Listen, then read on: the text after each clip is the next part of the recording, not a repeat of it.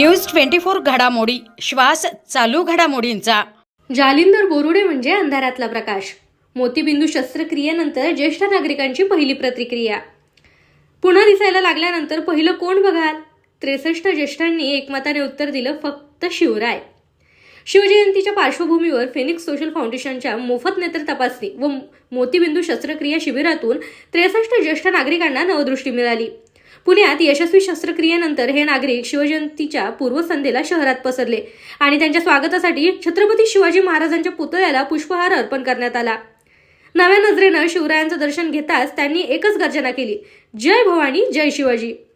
Phoenix फाउंडेशनचे संस्थापक जालिंदर बोरुडे यांनी सांगितले की गरजूंसाठी हे शिबिर मोठा आधार ठरत असून दर महिन्याला अशीच मोहीम राबवली जात आहे।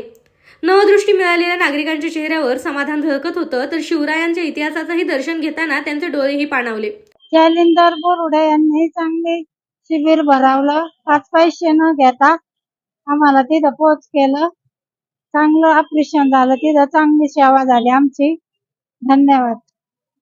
आज रोजी आम्ही नागरदेवळे येथील सामाजिक कार्यकर्ते फिनिक्स फाउंडेशनचे अध्यक्ष जालिंदर साहेब बोरुडे यांनी शिबिरामध्ये आम्हाला मार्गदर्शन करून आमची बुद्राणी येथे ऑपरेशनची सोय केली। मोतीबिंदूच्या तिथं हॉस्पिटल मॅनेजमेंटने खूप सुंदर अशी व्यवस्था केली आणि तिथं पुन्हा नगरमध्ये पोहोच केलं आम्हाला।